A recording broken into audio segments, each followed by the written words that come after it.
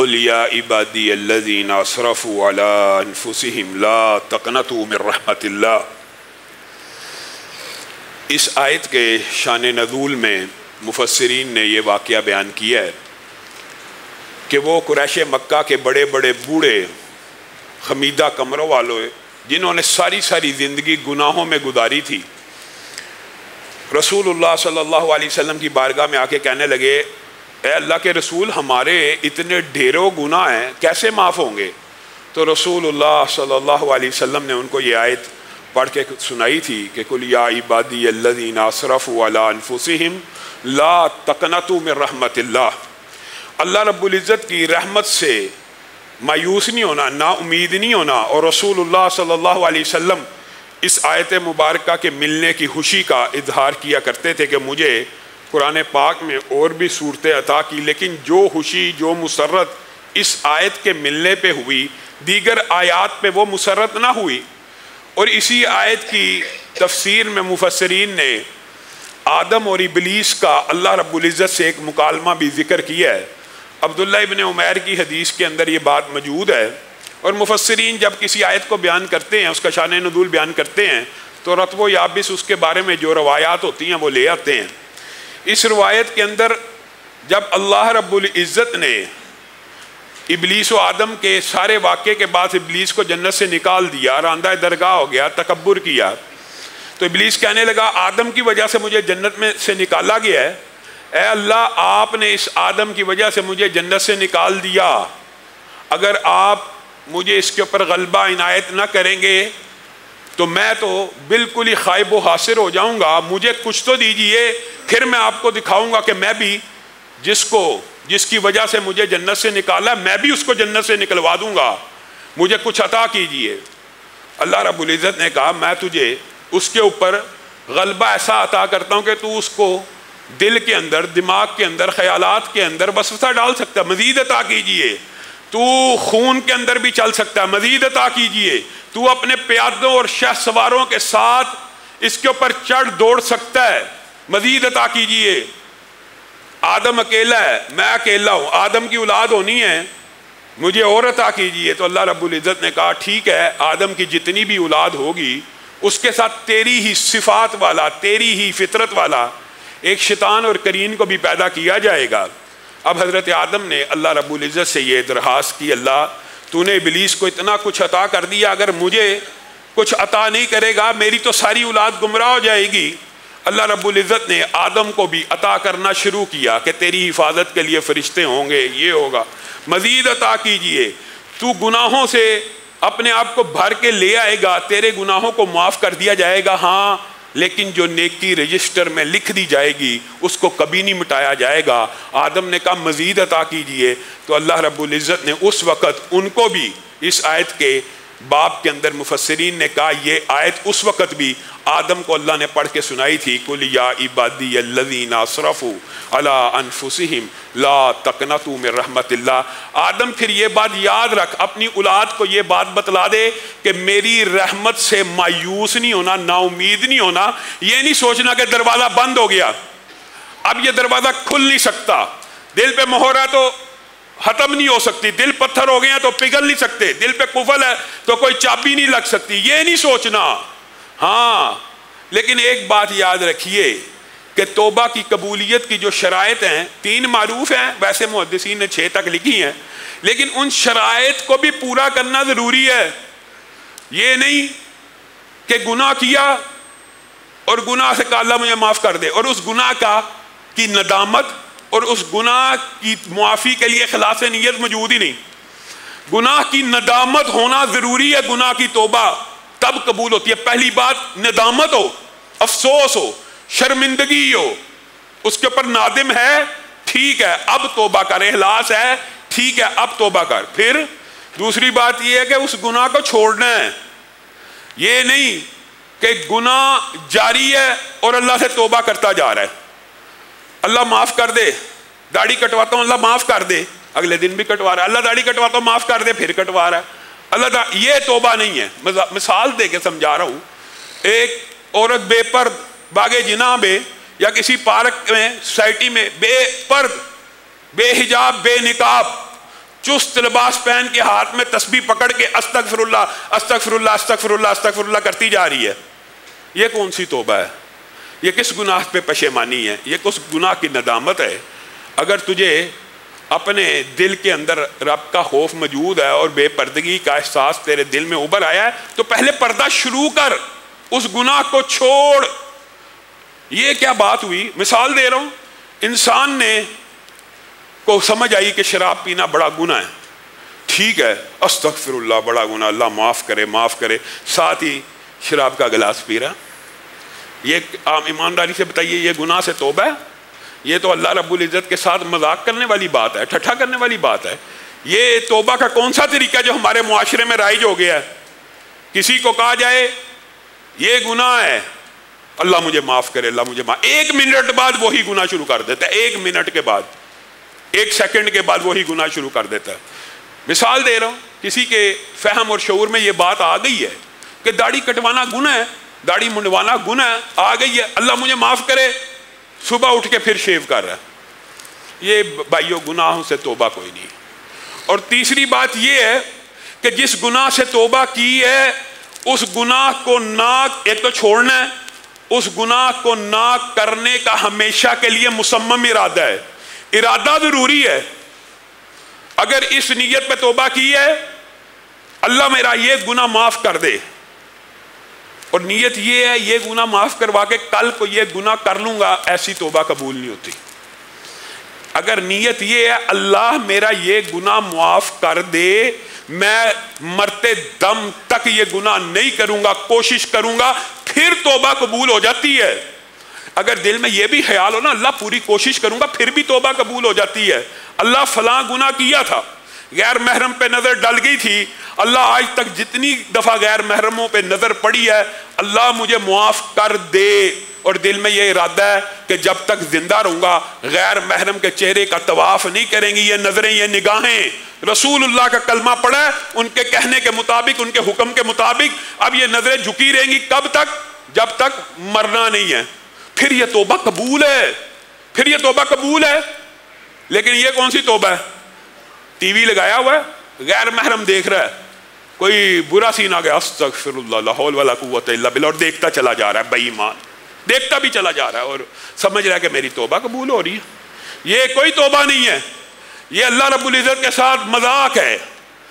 گناہ کو چھوڑنا بھی ہے اور ارادہ یہ کرنا میں نے یہ گناہ ساری زندگی دوبارہ نہیں کرنا. جب یہ ارادہ کرے گا تو توبہ قبول ہو جائے گی. پھر اگر گناہ ہو جائے غلطی سے پھر بھی معاف ہے، لیکن نیت تب بھی یہ ہوگی کہ میں دوبارہ نہیں کروں گا. اور اس کے اندر جو آخری اہم بات ہے وہ یہ ہے کہ حقوق العباد کے جو گناہ ہیں، کسی کے پیسے دینے ہیں، کسی کا حق مارا ہوا ہے، اللہ رب العزت سابقہ جن کا حق مارا ہوا وہ معاف کر دے. ان کے پیسے تیرے پاس استطاعت ہے، لٹانا فرض ہے تیرے پاس. وہ جو کل آپ کے سامنے بات رکھی ہے وہ اس کے لیے جس کے پاس استطاعت ہی نہیں ہے، جو مجبور بے بس بے کس ہو گیا، یا جس کے دینے ہیں وہی نہیں مل رہا، اس کے وارث ہی نہیں مل رہے، اب یہ مجبور ہے، اب یہ اس کے لیے دعائیں کرے گا، اس کے لیے مغفرت کی دعائیں کرے گا. حتیٰ کہ محدثین نے تو یہاں تک لکھا جو والدین ناراض دنیا سے چلے جائیں ناراض، تو ان کو منانے کا بھی طریقہ یہی ہے نا، پھر ان کے لیے دعائیں کی جائیں. اب وہ تو چلے گئے ہیں، تو توبہ کی قبولیت کے اندر اگر حقوق العباد کا معاملہ ہے، میں آج کے بعد کسی سے دھوکہ نہیں کروں گا، تو کیا یہ توبہ قبول ہو جائے گی؟ یہ توبہ تب قبول ہوگی جن کے ساتھ آج تک دھوکہ کیا ہے ان کے پیسے واپس لوٹا دے، تیری توبہ قبول ہے.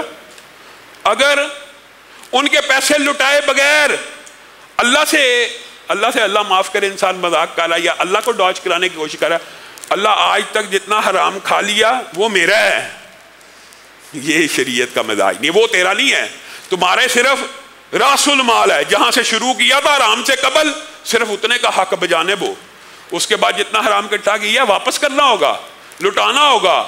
پھر توبہ قبول ہے، پھر قبول ہے. اور توبہ کی قبولیت کی یہی شرائط ہے، ایک گناہوں پہ نادم ہو جائے، ایک اس گناہ کو چھوڑے بھی اور پھر آئندہ نہ کرنے کا مصمم ارادہ کرے. اور اگر حقوق العباد میں سے ہے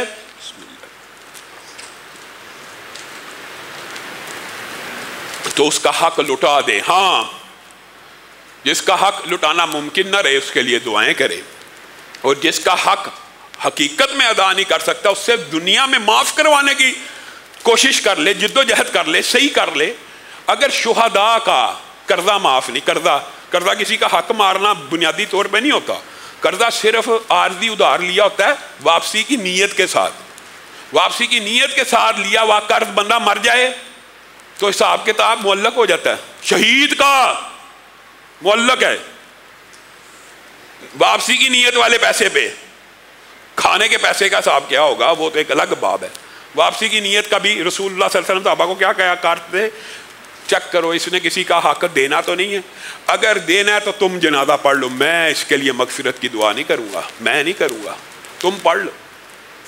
تو بنیادی طور پہ توبہ کی یہ شرائط ہے۔ اور میرے بھائیوں، توبہ اور استغفار اتنا جلیل القدر عمل ہے، جیسے آپ کے سامنے واقعات رکھ رہا ہوں کہ اگر انسان زنا بھی کر کے آئے اور توبہ کرے اللہ معاف کر دیتا ہے، اس میں کوئی چمبے کی بات نہیں ہے، چوبے کی بات نہیں ہے، یہ شیطان کا مغالطہ ہوتا ہے کہ توبہ قبول نہیں۔ قاتل کو اللہ رب العزت معاف کر رہا ہے۔ اسی طرح جو بندہ جنگ سے پیٹ پھیر کے بھاگ جائے، جو 7 ہلاک کرنے والے گناہ ہیں نا، ان میں سے ایک گناہ یہ بھی ہے، آپ کو باقی گناہ بھی پتہ ہے، شرک کرنا، قتل کرنا، ماں باپ کی نافرمانی کرنا، بہت زیادہ گناہ ہیں جن کی توبہ لازمی، یقینی اور بدیہی ہونی چاہیے۔ حتیٰ کہ رسول اللہ صلی اللہ علیہ وسلم نے ارشاد فرمایا، جو بندہ کہتا ہے نا استغفر اللہ الذی لا الہ الا هو الحی القیوم واتوب الیہ، وہ بندہ اگر میدان جنگ سے بھی بھاگا ہونا تو اللہ تعالیٰ اس کی بھی توبہ قبول کر لیتے ہیں۔ وعلی الثلاثۃ الذین خلفوا حتی اذا ضاقت علیہم الارض، یہ آپ کو پتہ قرآن پاک کی آیت ہے 3 صحابہ کے بارے میں، جلیل القدر صحابہ، 2 ان میں سے بدری تھے، 2 بدری تھے۔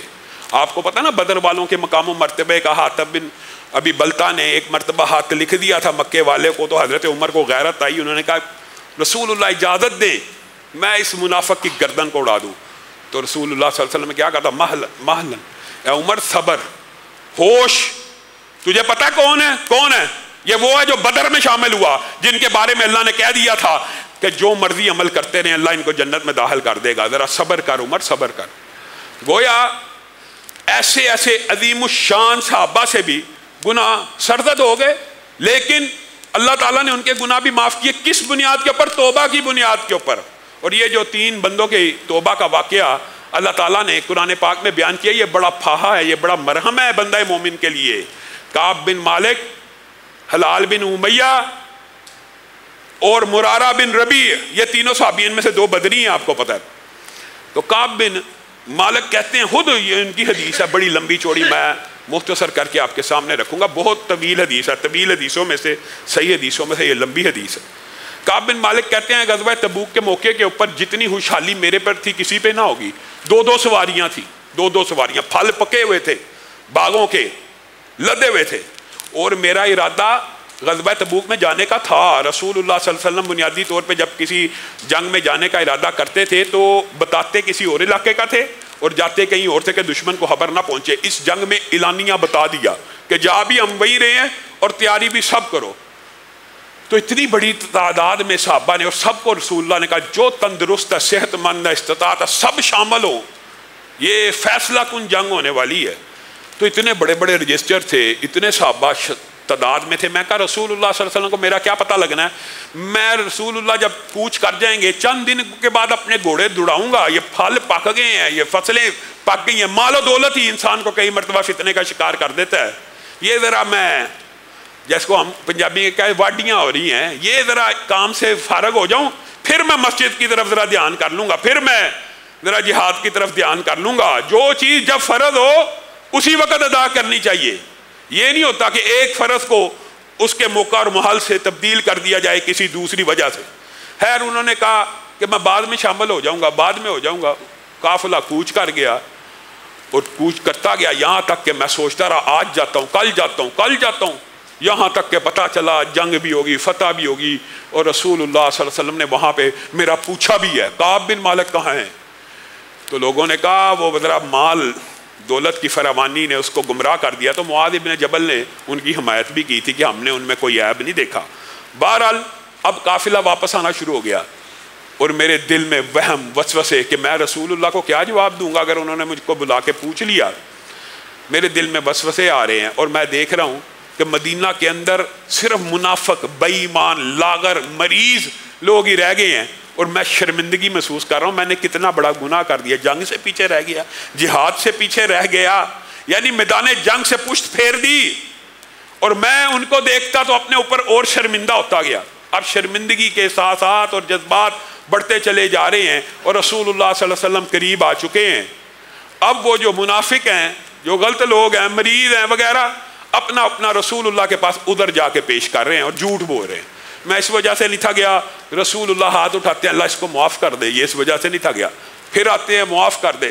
وہ آتے جا رہے ہیں، جھوٹ بول بول کے نجات پائی جا رہے ہیں. میں بھی رسول اللہ کی بارگاہ میں پیش ہو گیا اور رسول اللہ نے پوچھا، ہاں جی کعب صاحب آپ کیوں نہیں تھے گئے؟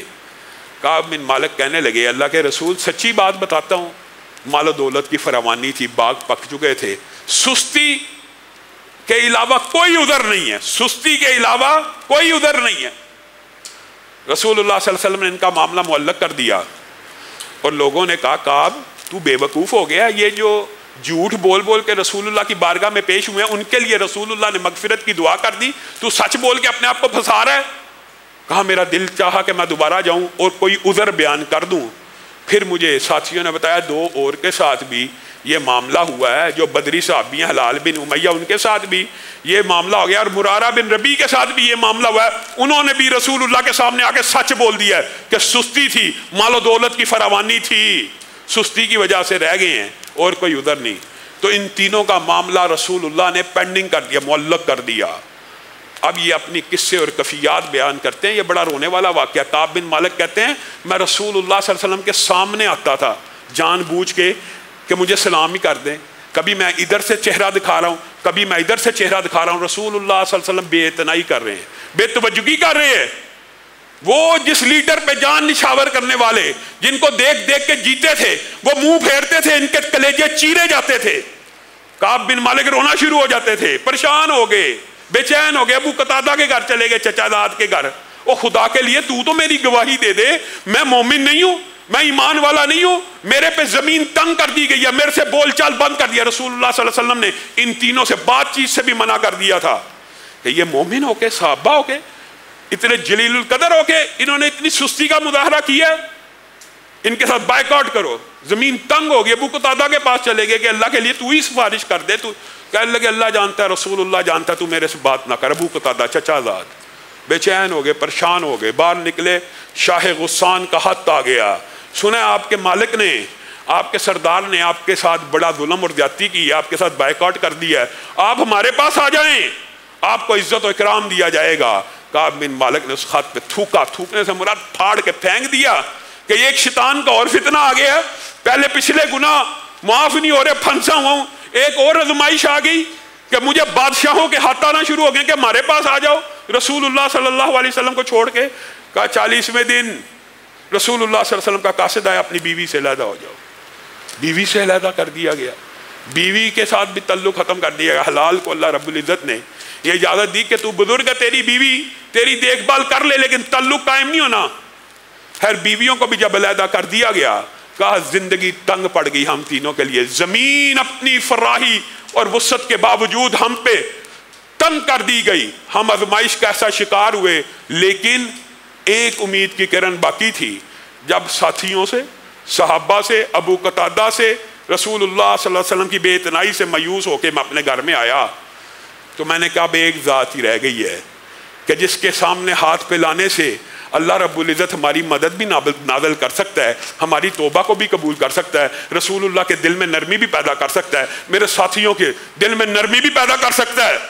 پھر اللہ رب العزت کی بارگاہ میں یہ تینوں زارو کتار روتے رہے. 10 دن زارو کتار روتے رہے، اللہ سے معافی مانگتے رہے. ہم سے بہت بڑا جرم ہو گیا، آج کے بعد یہ جرم نہیں کیا جائے گا. 50واں دن آ گیا، یعنی 40 کے بعد 10 دن، 50واں دن آ گیا. ایک قاصد دوڑتا ہوا آیا، ٹیلے پہ چڑھا. کعب تیری توبہ کو اللہ نے سن لیا. اچھا جو کپڑے پہنے تھے وہی اتار کے اس کو دیے، نئے کپڑے تیار کر کے پہن کے رسول اللہ صلی اللہ علیہ وسلم کی بارگاہ میں پیش ہوئے۔ طلحہ بن عبید اللہ نے آگے بڑھ کے اہلاً و سہلاً کہا۔ کعب بن مالک کہتے ہیں اللہ کی قسم یہ ایک ایسا احسان ہے طلحہ کا میرے اوپر جو میں مرتے دم تک نہیں بھول سکتا۔ وہ جو سارے صحابہ بیٹھے ہوئے تھے ان میں سے مہاجرین کا آپ کو پتا درجہ زیادہ ہے انصاریوں سے، تو مہاجروں میں سے صرف طلحہ تھا جس نے میرا استقبال کیا، باقی اس وقت تک بھی منہ بنائے بیٹھے تھے۔ رسول اللہ صلی اللہ علیہ وسلم کا چہرہ خوشی سے دمک رہا تھا اور چہرے پہ بشاشت تھی، اور جب رسول اللہ خوش ہوتے تھے تو آپ کا چہرہ اور آپ کے دانت موتیوں کی طرح چمکنا شروع ہو جاتے تھے۔ میں نے اللہ کے رسول سے کہا میری توبہ کی قبولیت کی مجھے خبر مل گئی ہے، کیا آپ نے ہمیں معاف کیا ہے؟